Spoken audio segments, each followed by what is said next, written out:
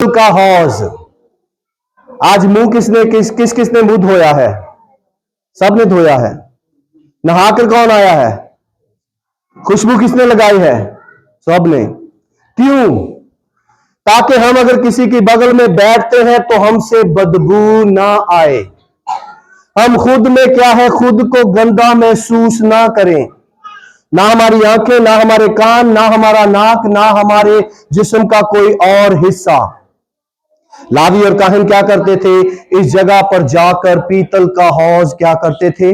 अपने आप को धोकर पाक और साफ करते थे, गुस्ल करते थे। जो उनका जिस्मानी गुस्ल था वो क्या था? उसमें रूहानी पोशीदा भेद क्या था? जब हम सामरियों के गांव में एक औरत को देखते हैं जहां पर यीशु बैठा हुआ है, शागिर्द रोटी लेने के लिए गांव में गए हैं और वो यीशु को देखकर कहती है, बर्तन तो तेरे पास नहीं, तू इस कुएं में से जो इतना गहरा है पानी कैसे लेगा? यीशु मसीह ने उसकी आंखों में आंखें डालकर कही, अगर तू जानती और मुझसे मांगती तो मैं तुझे जिंदगी का पानी देता। ये वो जिंदगी का पानी क्या करता है? यूहन्ना कहता है, अगर हम अपने गुनाहों का इकरार करें तो वो हमें धोकर पाक और साफ करता है। ये आबे हयात का वो चश्मा है जो हमारी जिंदगी के तमाम उस गंदेपन को धोकर पाक और साफ करता है। जब जब वो इस पीतल के हौज पर जाते थे, बेटी सुनो, वो क्या करते थे? यीशु मसीह के उस सच पर गौर करते थे कि वो जिंदगी का पानी है। ये वही पानी है जिसके बारे में यीशु मसीह के बारे में लिखा था, ये पानी की वो चट्टान है जो बियाबान में उनके साथ साथ चलती थी। तो जब पीतल के हौज से वो फारग होते थे तो आगे क्या होता था? अब हम बाहर वाले बरामदे से हैकल के अंदर चले जाएंगे। आप यरूशलेम में कभी नहीं गए, मैं जा चुका हूं। बड़ा जबरदस्त और पुरसकून माहौल है।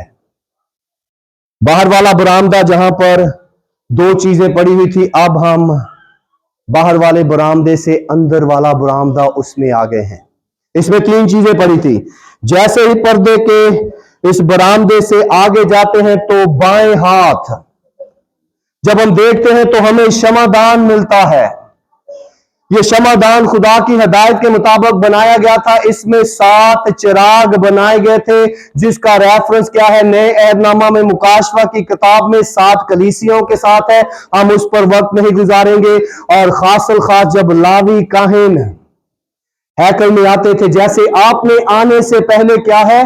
लाइट ऑन की है कि इस हैकल में, इस मकदस में अंधेरा ना हो, वैसे ही खुदा के खेमे में क्षमादान को जलाया जाता था। और जब जलाया जाता था तो दिल में ये दुआ की जाती थी, अपने नूर से मुझे वाकफियत दे। और नए अहदनामा में किसको नूर कहा गया है? यीशु मसीह ने कहा कि दुनिया का नूर मैं हूं।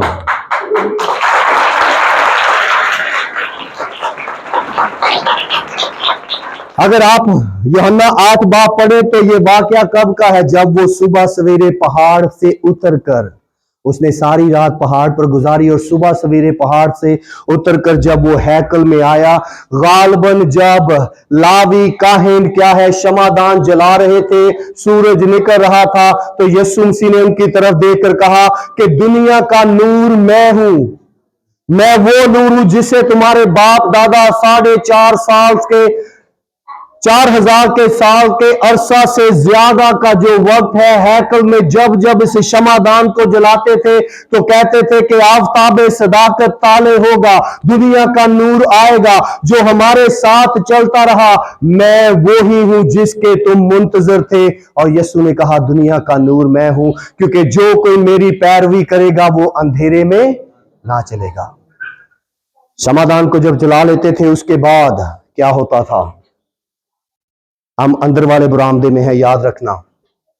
बाएं हाथ क्षमादान, और जब दाएं हाथ देखते हैं